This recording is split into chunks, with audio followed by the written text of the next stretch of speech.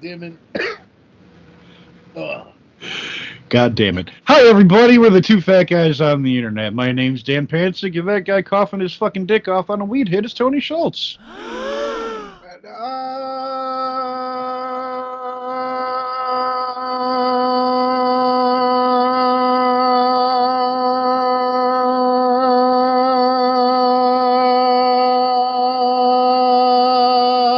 Help. And we don't have Robot X here today. Naturally, he's still pretty upset about finding out the news that Tony did indeed have himself some relations with MomBot 6000. I had my dick in the box. Aww. He left a note. We will play that for you. You'll enjoy it. Hello, it is me, your Lord and Savior, your hero, your Messiah, Robot X. I am here with a message for the dickweed known as Tony, or dickweed number 2. Fuck you, fuck you, fuck you, fuck you, fuck you, fuck you, fuck you, it's not true, I hate you, I hate you, I hate you, I'm gonna fucking kill you, I'm gonna fucking murder you with lasers into your scrotum and into your eyes and into your ass. Fuck you, fuck you, fuck you, fuck you, fuck you, fuck you, fuck you, dickweed, dickweed, dickweed, dickweed, dickweed, I hate you, it's not true, dickweed! What was it like, Tone? He must be well steaming, but it was great. Good stuff. Not as hard-edged as you might believe. I would figure metallic, clanky, angular. Yeah, but you know, there's also a lot of mechanical fluids involved, which help. Yeah, true. Some unnatural lubricants. Where them fluids is always important. You gotta know where them fluids is.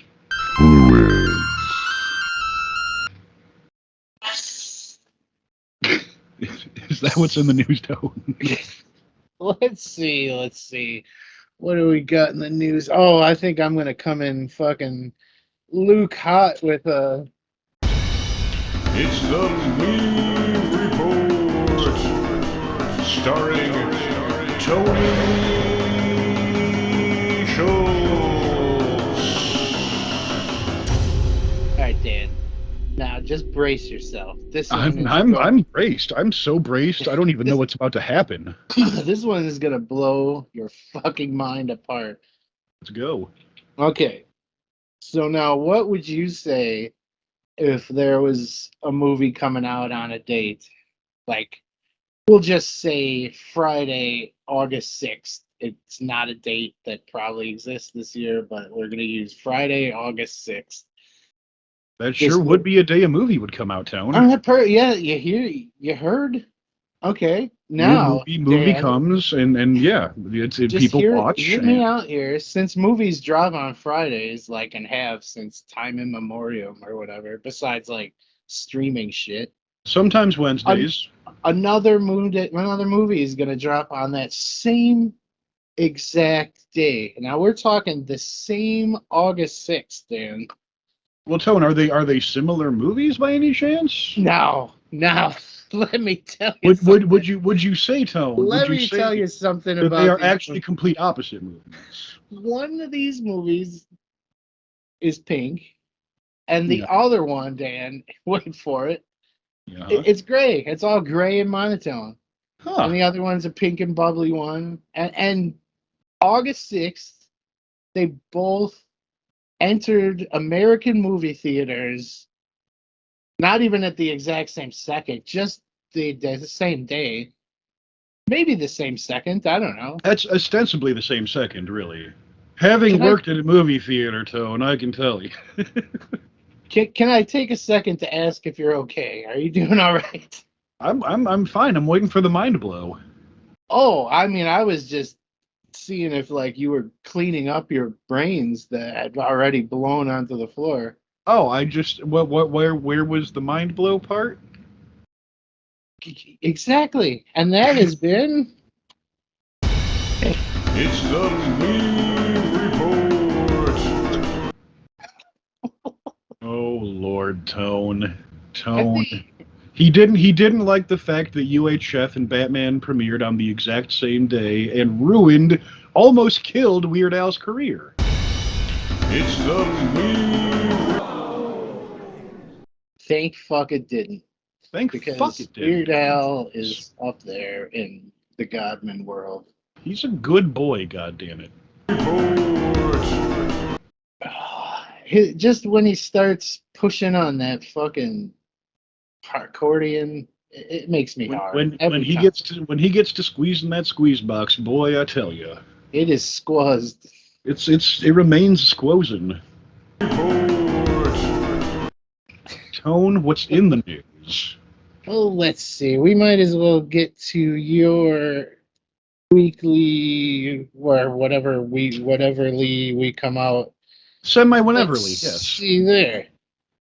Stories. Hey, Tales. Adventures. Such is the life at Wally. Wally World. This is for you. awesome. Eddie had a really good pizza. That's not part of the Walmart stories. Well, did you get it from Walmart? We did get it at Walmart, so that is part of it. Lump it in, buddy. All right, it's in. We got a really good bunch of pizzas at Walmart. Did I have you note anything specifically for these? Yes, I have one note specifically if you need it.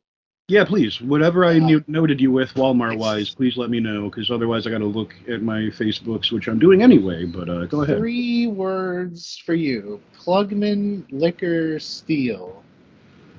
Oh boy, I forgot about that one. So, this dude, who will remain unnamed, because, you know, I may still need him at one point, probably not anymore. I met him at the Wally.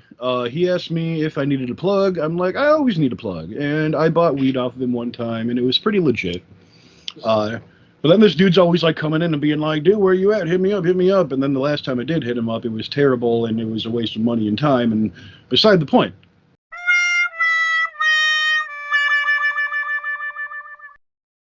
So he comes in again as a customer, as he often does, and he's trying to buy some liquor, and they don't have enough money on their card, and they were probably about to try to steal it, except they seen that I was there. So I go and ring their shit up, and they're like, he's like, yeah, dude, let me plug you some weed, and let me just take this. And I'm like, I'm not going to let you do that. It's like, man, come on, man. And I'm like, come on, man, what? You want to give me another shitty dub sack again? Fuck you, man. Fucking take the liquor from him and tell him to fuck off. Yeah. Fucking, that was about that. He's been back since. He didn't hold it against me or anything, so that's nice of him. That's good. It wasn't a whole deal. Yeah, no. The system went down one night, Town. Oh, yeah. We haven't talked about that since the last episode. The entire self-checkout system went the fuck down.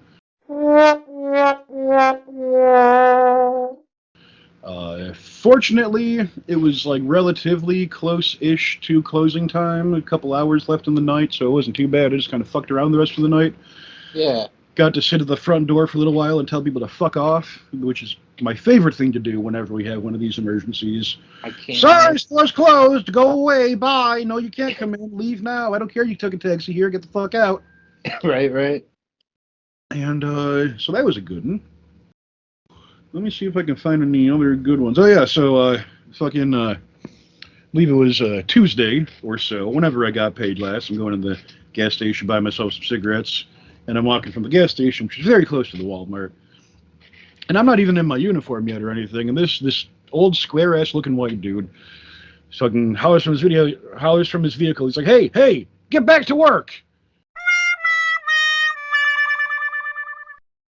And I look up at him, and he's like all cheesy smiling and shit, and I'm like, hey, go fuck yourself. I don't think bitch! I don't think he heard me, which is good probably for both of us. Oh, just like anything when you were a kid, you've ever tried to yell at anyone out of a car, like, all they hear is, yeah. Exactly. Well, I mean, he was kind of stopped / moving very slowly, so there's a chance he heard it, and that's what's carrying me. Let's fucking hope that he heard it. Let's all join hands. I hope he Take a cried, moment. that fucking son of a bitch. Yeah, he fucking went home and his dinner was cold and he was sad and fucking. And he was sad and it made him mild and it was real mild. Yeah, I can't really find any more of my stories right now, so we'll call that the end of the Wally stories for today. Hit the music, Johnny. Such is the life at Wally. Oh yeah. You love to hear it. You Oh love yeah. to fucking hear it. Tone. Let's see. Oh, Oh, I had a thought the other day. You remember the movie No? I'm sorry. The movie what? No with Jodie. I think Jodie Foster was in it. Very vaguely. Okay. Stay with me here. Oh God, no. Here we go again. When the movie No came out, right? Me or her. Go on now, Tone. Somebody on their way to see that movie got in a car and got on the highway, and I think you could take it from there. They were on a highway to No. Well, we were two fat guys on the internet. Tone, you're fired. Although, if I can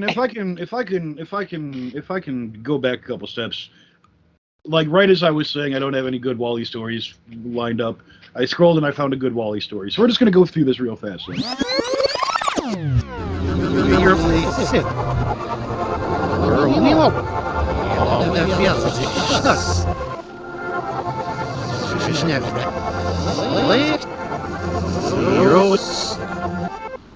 Do it.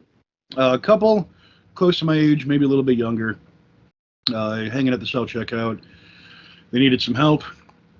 Go over to them. The girl's like, it didn't print out a receipt, but I hit the override button, which is, it pops up on the screen for us, the workers, to be, you retry printing or you override and you go into the next order, and who cares about the receipt?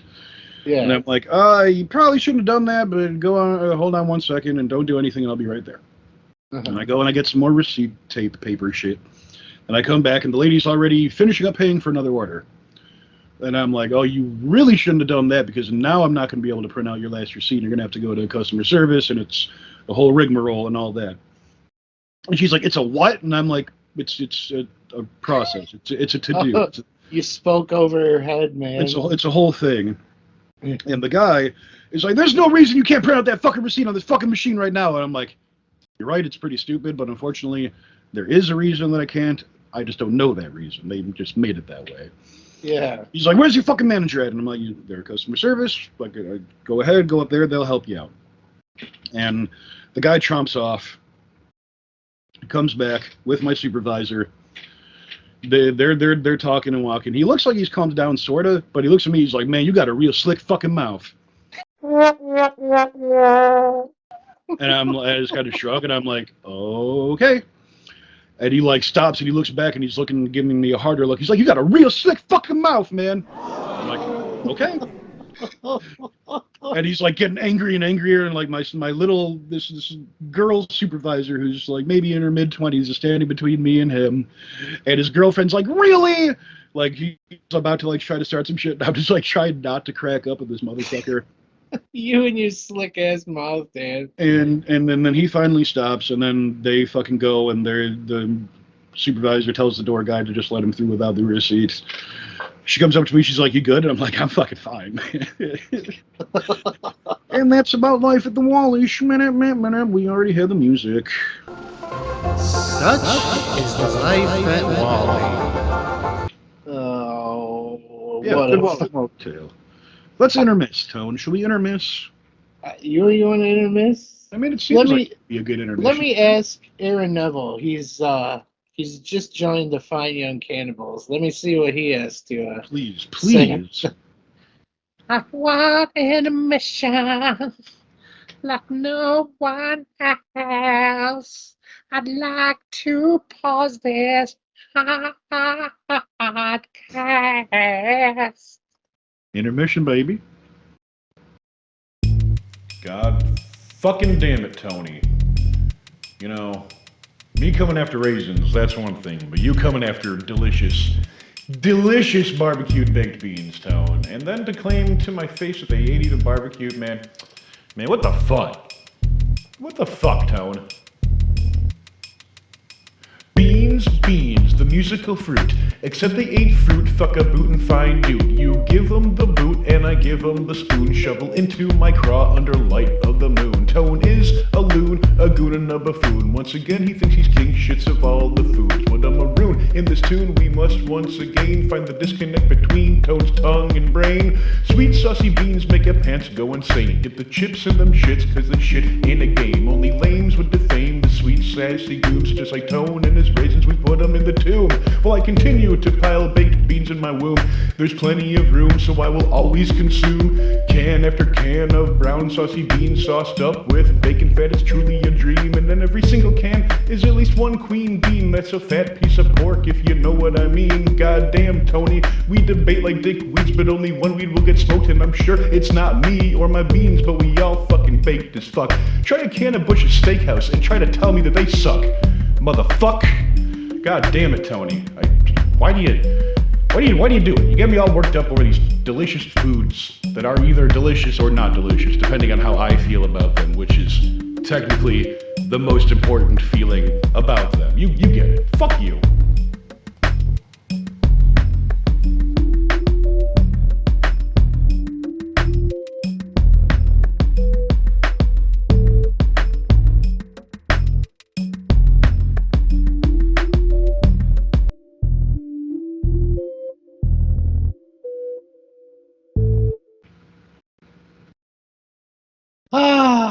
So we haven't done one of these in a while, so you should start looking up some Penthouse forums, buddy. Oh, Jesus it's a Christ. reading segment with Oh, God, I probably should have been actually more prepared for this. Fuck.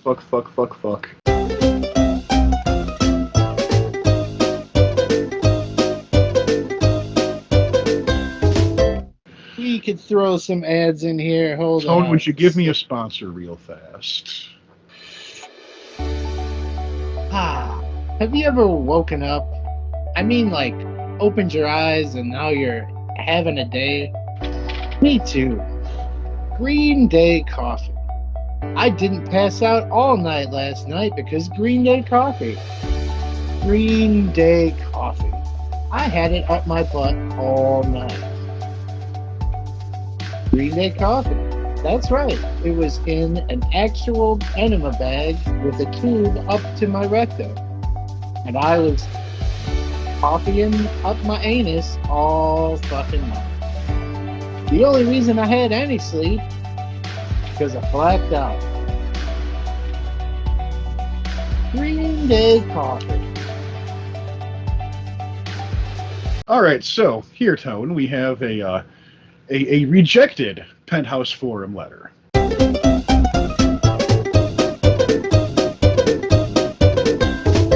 Ooh, even better. So that's what I'm talking about. And here we go.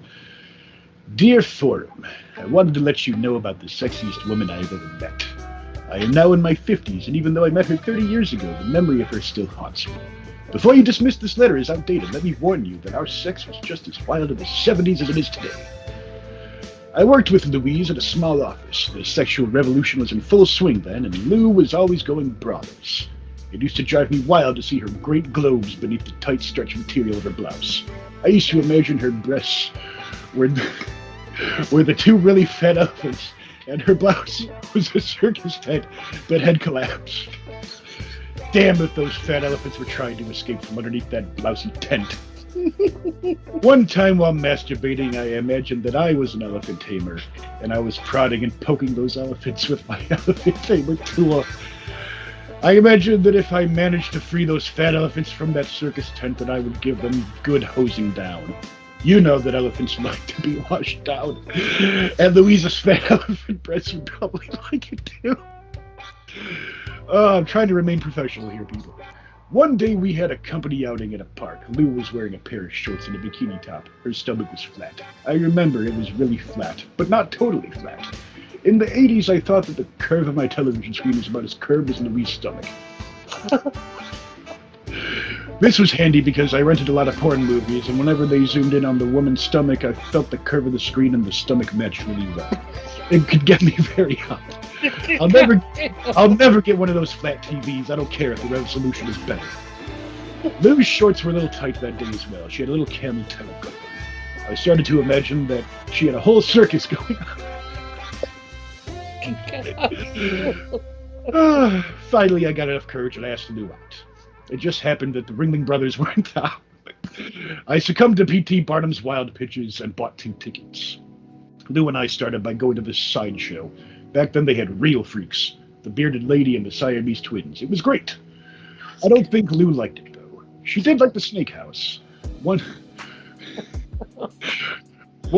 she even said, "Look at the size of that one." I'm gonna die. When the show started, Lou commented on how she thought they should let the elephants free. When Lou saw the camels, she remarked that their toes were really interesting. I told her that if she didn't stop with the dirty talk, I was going to take her out to my custom van and give her a spanking on the waterbed. She agreed that a romp in the van was a great idea. In the back of my 1972 Econoline van, Louise disrobed quickly. I was amazed at her beauty. Her breasts weren't like fat elephants at all. The skin was much smoother than I imagined. It was like... Fuck my ass. It was like they were made from 2 half bowling balls, but they were the consistency of Jell-O. I massaged those Jell-O semi-spherical bowling balls while Louise moaned like a broken vacuum cleaner.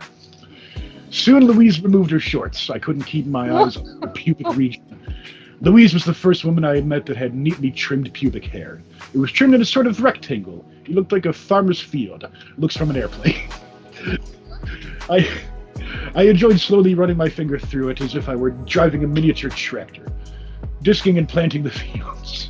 I imagined like how he turned into Ron Sterling. Prop duster over that area and kill them off. Louise couldn't take my teasing any longer. "Please," she said, "I want you inside me." I took off my pants, and when I removed my underwear, my erect penis bounced like an 8-foot length of molding when you remove it from the rack at Home Depot. "It is gorgeous," she said. I sort of felt that way too. I had often thought my penis was an Italian sausage. Well, Louise was hungry for that sausage as a Super Bowl. Louise was as hungry for that sausage as a Super Bowl fan after a few beers. I put my sausage into her warm, creamy center and started to rock back and forth. Soon we were rocking like the old folks waiting for a table at the Cracker Barrel. Eventually I could feel Lou's vaginal walls tighten up like a lawnmower that is trying to mow some really long, wet grass. She really drove me over the edge. It was one of the best orgasms I ever had. I'll never forget that, Vixen. The end. Oh my motherfucking fucked. The boys will be back in a few seconds.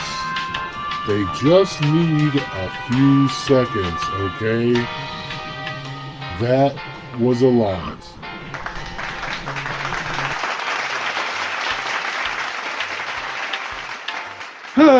I bet that actually happened.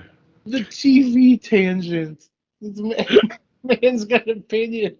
He's gonna stick them in there. Never getting a flat screen TV. Fuck it. The moral of the story. We like a flat but not too flat stomach around here. The elephant analogy. My God, you really fucking hit the home run with picking one of those. The rejected part of it made me feel it was going to be better than anything else. I didn't read that ahead of time or anything either. I just saw a rejected post and I'm like, there it is. Well, I'll be goddamned. It brings us right into a segment I like to call Why don't they say that anymore? Why? Hey, why don't they say Quim anymore? I mean, he didn't say it once in there. You know, that is true, man. Usually when you're reading those erotic tales, especially from back in the day, they use very strange words like quim. And I'm going to look up quim right now. Also, tatas. You don't hear that much anymore. You don't hear tatas too much anymore. Why don't people say that anymore, Dan? Well, first I'm going to look up why people don't say quim anymore. Because the quim definition is just noun, a woman's vagina. Okay. Why don't they say quim anymore? And this is... Something I should have thought about before. Let's see. Because quim is a word very, very few Americans would recognize at all, let alone as an obscure slang term, unless they happen to be big into UK pop culture. So it's another one like minge. Apparently, it's limited to old British people. Yeah, well, let's bring it over here. Come on. And tatas, well, Tone, nobody cares about boobs anymore. Everybody only likes butts now. Yeah, well, you know. Which is a damn shame for the boobs, because they, I guess they had their time to shine. Remember in like the late 80s, early 90s, up through like even the mid 90s, when ladies in pornographic movies would have just them fucking bolted on beach balls going? That shit was crazy. Oh, yeah. Yeah, it was a race to the biggest tata. It wasn't an arms race, it was a tits race. Hit the music, boys. Why? So we Oh, lordy B.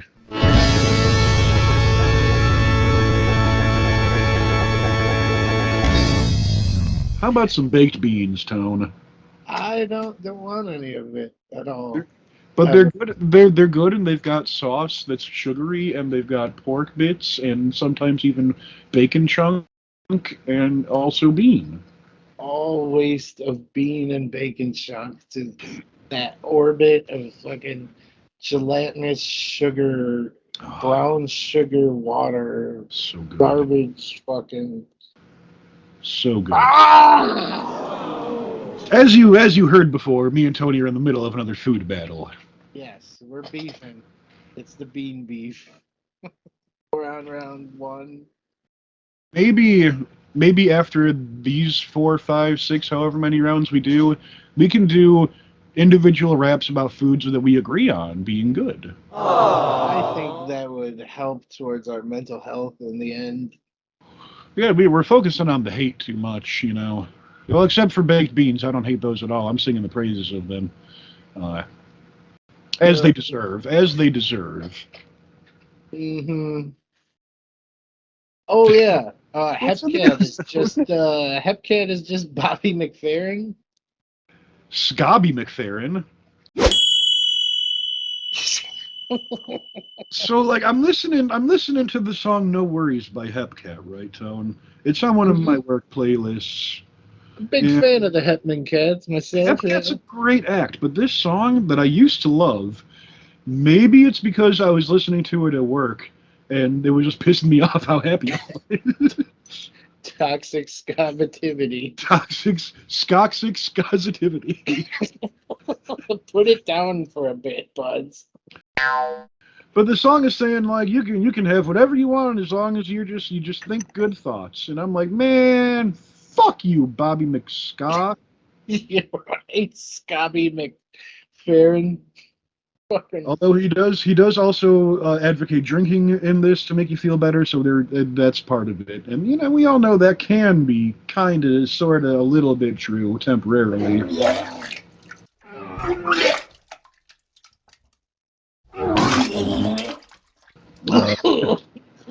Fucking Hepcat, no worries.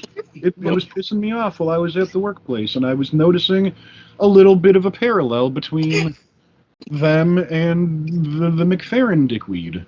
I agree, man. It fucking never occurred to me either, but now I feel like I'm on a highway to Nell.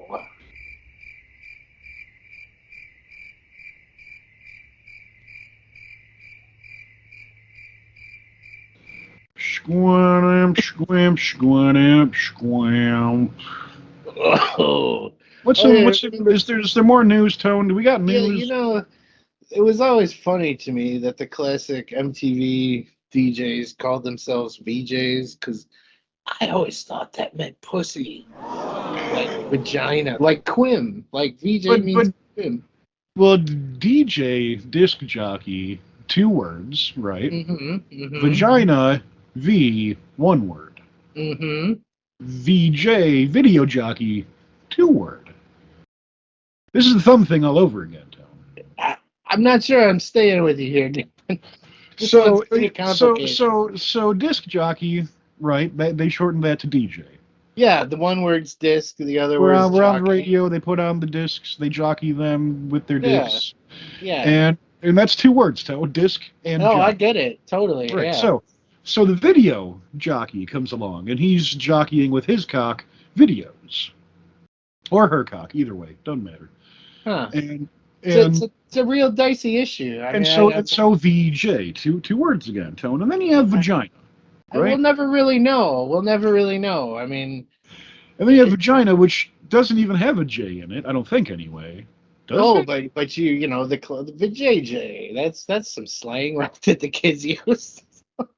Well, after MTV, people were called VJs, yes. Oh, it was after the VJ was a V. So they were like, we're going to make these guys vaginas. They're going to make instead of- video jockeys into vajjs, yes. I think I don't get it. So if you put a little person on the back of a VJ, the video jockey, then you've got the vajj vagina. Yes. You see what I'm saying? It all adds up. It couldn't be more crystal clear to me. Well, good. I'm glad we could have this little talk, Tone. And here's a segment of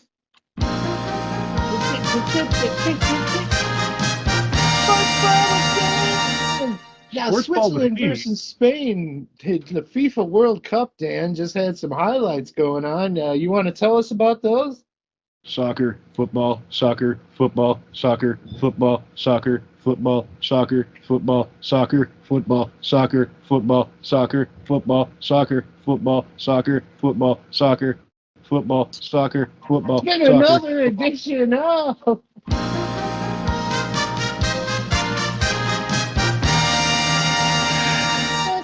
Dan. Oh, please get me the help I need.